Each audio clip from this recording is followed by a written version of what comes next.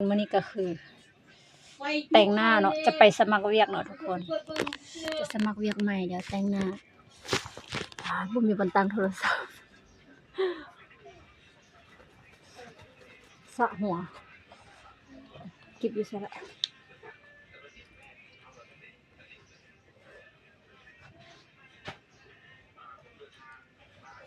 เธอไม่มองเธอคงคิดไปแล้ววะเมื่อวานนี้กดไว้ใช่ปะเอานิสัยไปเก็บแล้วมื้อนั้นให้มันเบิดแล้ว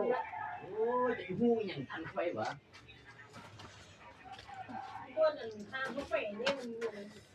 คน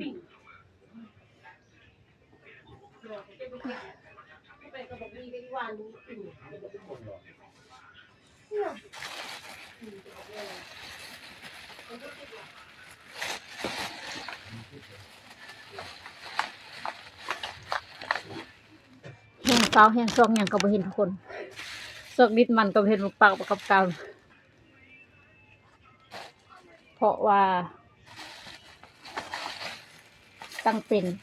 คันเฮาฟาวบ่ได้ล่ะซอกหยังก็บ่เห็นประจำรวด คันเฮาบ่ฟาวน่ะเห็นเฮาฟาวน่ะซอกหยังก็บ่เห็น เขาบุกเฝ้านี่วางไว้ใส่ก็เห็นนะ แม่ คนเฝ้าดิโชครถล้มรถตายบ่นี่ มันทากันแดดนะทุกคนพอเมื่อกี้เขาพักแต่วันเสาร์ตัวมันติดกันหมดลำคอ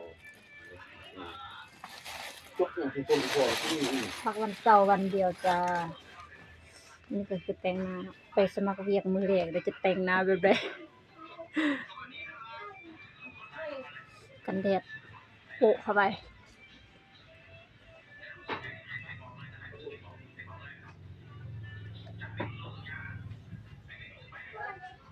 บางสิวตัวมือใหญ่เจ็บขนาดใดนี่ลูกถึก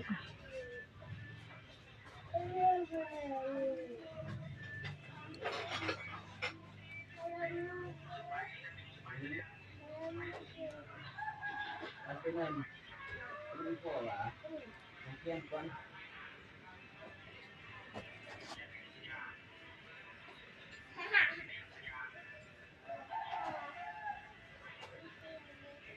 หนาวแห้งทุกคนอากาศเย็นเบิ่งจนกำ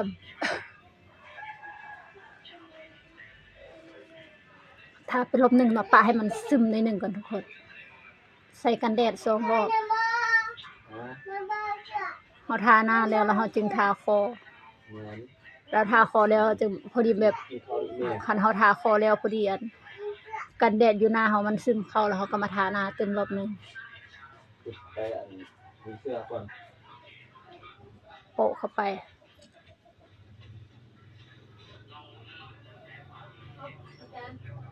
จานที่มันรู้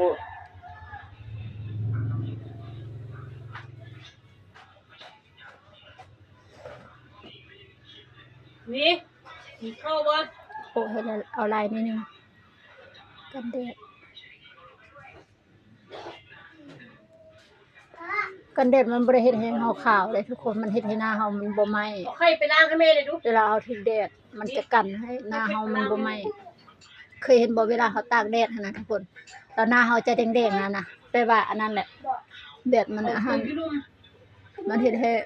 มันไหม้หน้าเฮาแล้วมันเฮ็ดให้หน้าเฮาแดงแล้วโดนๆไปแล้วหน้าเฮามันก็จะขาวฟ้าเอาไปล้างตัวนี่ไปเนี่ย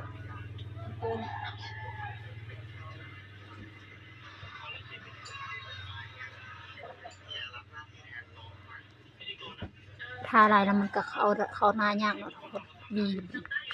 วีให้มันอัน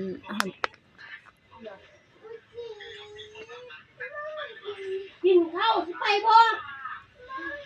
ไปบ่ วีให้มันซึมเข้าหน้านิดนึงเส้นก็บ่ไปเงินแล้วก็รอดเด้อเงินตัวเด้อเดี๋ยวไปเห็นคอนซีลเลอร์เลยระวังวีกับมือกับงมคอนซีลเลอร์พอได้มาละได้คอนซีลเลอร์มาแล้วก็คือซัก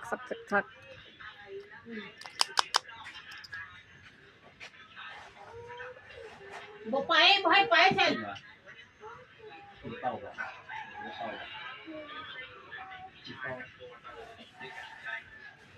ให้ไปเอาทุกอย่างนะไม่ตู้ให้แม่เลย ใส่คอนซีลเลอร์ซัมนี่น่ะรองพื้นบ่ได้ใส่ทุกคนเพราะคอนซีลเลอร์มันก็ขาวแล้วเนาะ เอาไว้ กินเปล่า เพราะว่าถ้าเขาเจ้าก้อ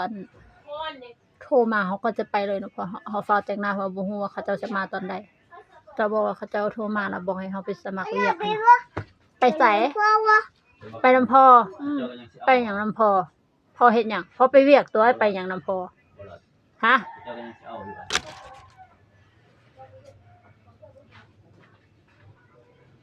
เกียร์คอนซีลเลอร์ทุกคน ทำบ่ได้เลยที่กลับไปหาเอามีวันนี้พอแล้วพอ แล้วล่ะเกียร์คอนซีลเลอร์แล้วอะไรนะเอาอันนี้มาตบเพราะว่าอันใส่คุชชั่นนะทุกคนบ่ได้ใส่รองพื้นตะกี้ใส่รองพื้นน่ะใส่คักเลยมันติดทนแต่ว่ามันอาหาร ไฟเจ้าก็เอามาแต่งไฟ ฮะตกเดียวแล้วเนาะทุกคน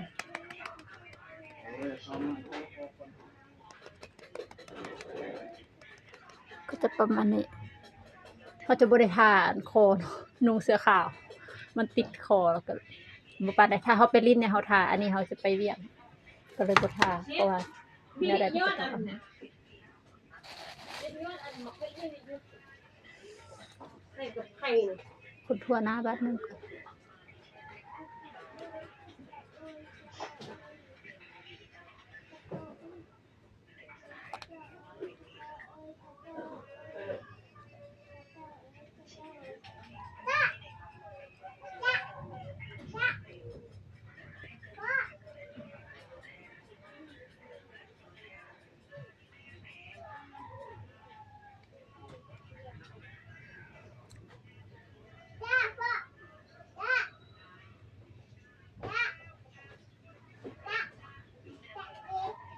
คนทั่วหน้าแล้วก็ต้องคนทั่วดังเนาะทุกคนเนาะ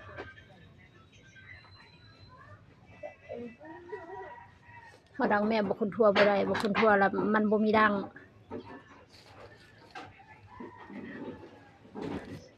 บ่ได้ใส่กุชัดเนาะเมื่อกี้บ่ได้ใส่เมื่อกี้ตบซื่อๆมาเดี๋ยวก็ใส่เนาะ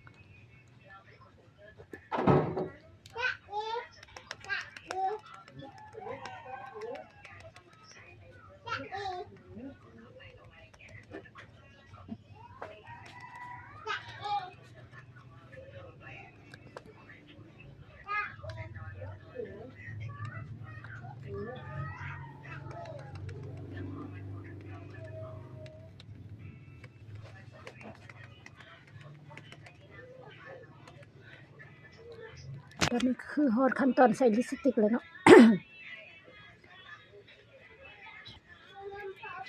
บ่หลายละคอแห้งตลอดเลย เราไปลำลูกคอ ฮะ เราทาเลย ทาบ่ได้อันนี้ของผู้ใหญ่จังได๋ทาบ่ได้ ฮะ ลืมสับปะ สปะก็ เอาเบิ่งโทรศัพท์อาจิตกนี่นะ เราทาเลย มันเบิ่งของเด็กน้อยตัวนี้เดี๋ยวอาจจะเอาตัวของเด็กน้อยทาให้ อันนี้ของผู้ใหญ่ คงไงอ่ะ อ่า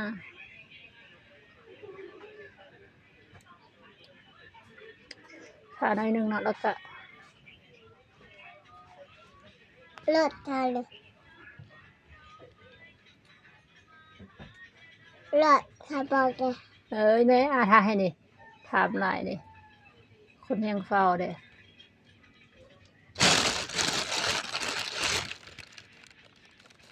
เชื่อแม่ไร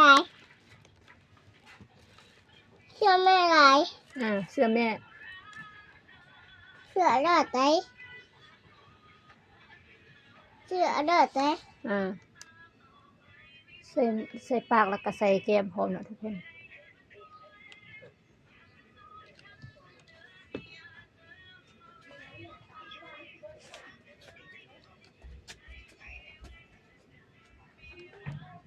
หลานก็วนอยู่หลานแหละ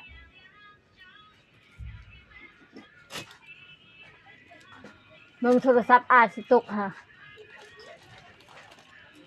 อร่อยที่หนึ่ง แต่งหน้า ในเนื้อบ่ อ่า อร่อยที่หนึ่ง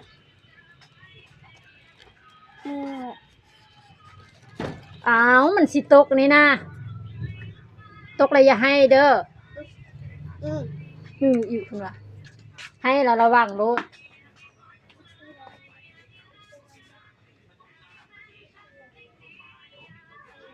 ไปหอไปซื้อลูกหนู แทบให้มันเนียนเนาะทุกคน ไปพอแล้วมันแก้ จากหันแล้วก็แทบให้มันเนียน ปากเนี่ย คือแบบเฮาบ่ได้ใส่เลยนะทุกคนแฮ่ๆโอ้ยตก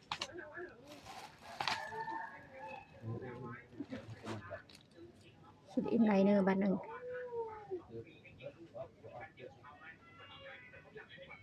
เพราะว่าอันมัสคาราซอกบ่เห็นเนาะทุกคน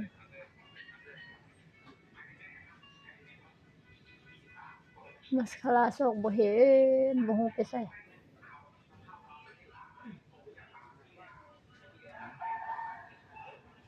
ใส่อันนี้ไปก่อนส่งมัสคาราเห็นบ่ได้จังว่า บาดไปนี่ขอเด้อ บ่ได้ฮอดขั้นตอนแต้มคิ้วเดี๋ยวมีคิ้วก่อน เข้าที่ว่าเป็นเนี่ย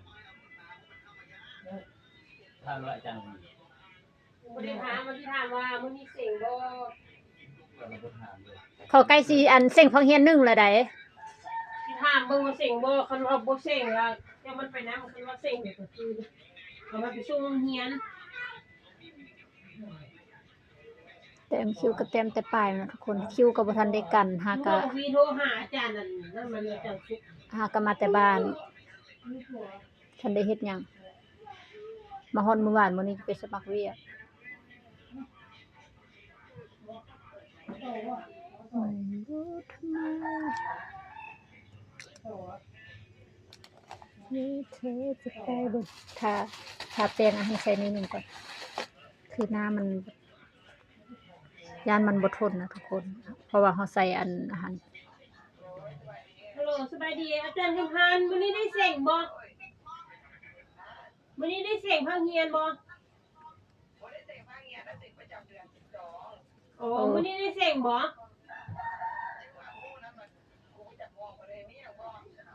อ๋อคันว่าบ่ได้เสียงแล้วสิพาเพิ่นไปเที่ยวมื้อนี้น่ะคันว่าเสียงแล้วก็สิเอาเพิ่นไปโรงเรียนหั่นนะ ไปโรงเรียนเอา โดย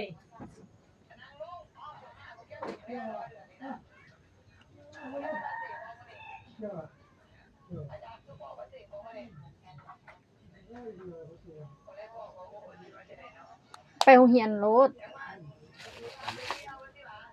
โดยเด็กน้อยก็ออกไปแล้ว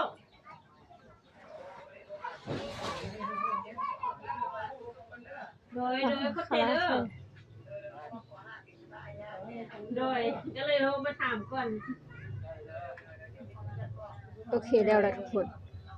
จะประมาณนี้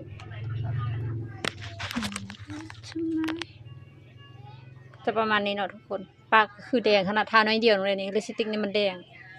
กำลังสั่งอันลิปมาใหม่เนาะเอาสีที่แบบมันชอบกว่านี้หน่อยหนึงอันนี้ก็คือแดงเกินไปคลิปนี้ก็จะขอจบเท่านี้นะทุกคนบ๊ายบายเดี๋ยวจังหน่อยจะให้เบิ่งอันลุกเต็มโตเนาะออกไปนอกก่อนเพราะว่าอยู่นี่มันไฟมันบ่ได้นะทุกคน